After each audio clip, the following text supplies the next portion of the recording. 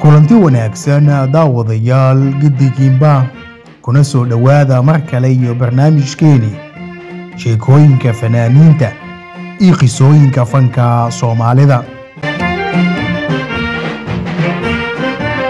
maanta barnaamijka waxaynu kaga hadlaynaa qiso cajiib ah oo ah mid jacayl iyo galgacaltooyo ku saabsan.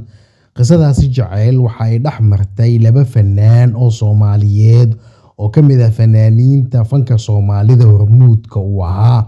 waa labada fanaan ee codadka halaasiga leh ee la holin waaye ee fanaanka weyn ee Xasan Aadan Samatar iyo waliba fanaanada kale ee Zahra Axmed Jaamac. Allah u naxariistee. qisada jacayl ee fanaaniintani ayaa waxay tahay mid dadka fanka Soomaalida u dhundoloola ama ka faalooda ay ka sheekeeyaan.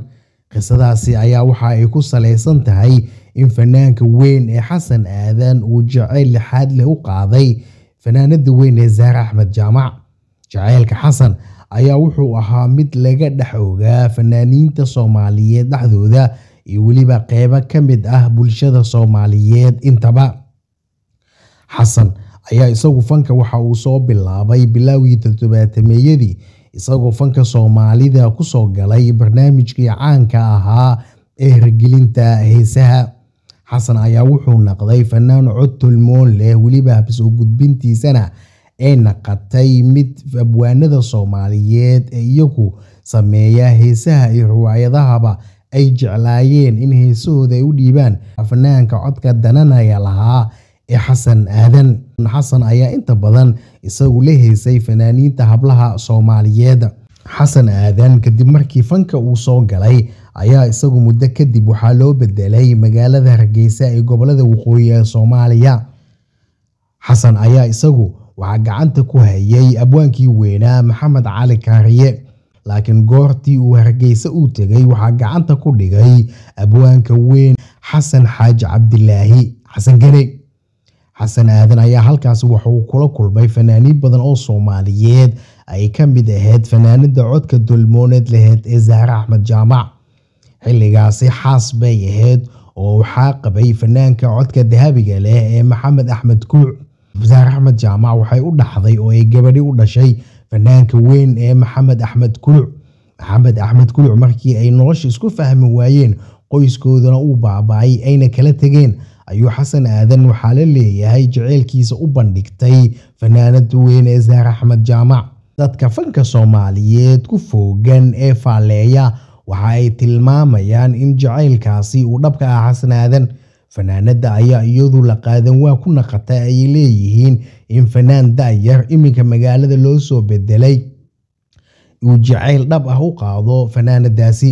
si kastoo ay ahaataba waxay leeyihiin Zahra way ka cagajiiday inay Xasan la wado ama ay la amba qaado jacaylka ugubka ah oo u soo bandhigtay.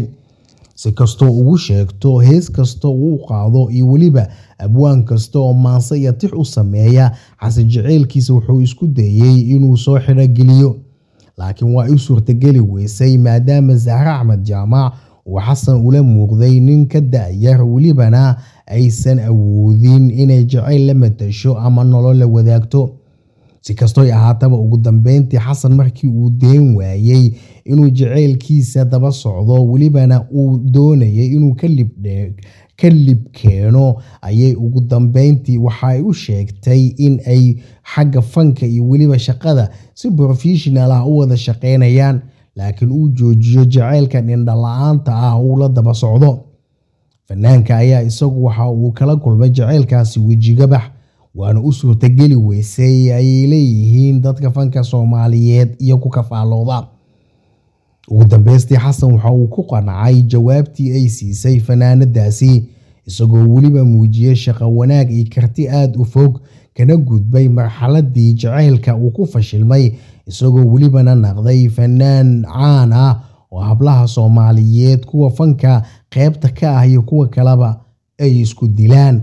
adigu qisadaasi jacayl iyo waliba jacaylka la xadaafka uu Xasan u qaaday Zahra Axmed Jaamac ma maqashay ma ogtahay. intaas ayaynu ku soo gabagabeynaa qisadeena maanta. qisada kale oo taa la mid ah intaynu dib dambe ugu kulmi doono nabaadiina nooli kulante iyo amaana Allah.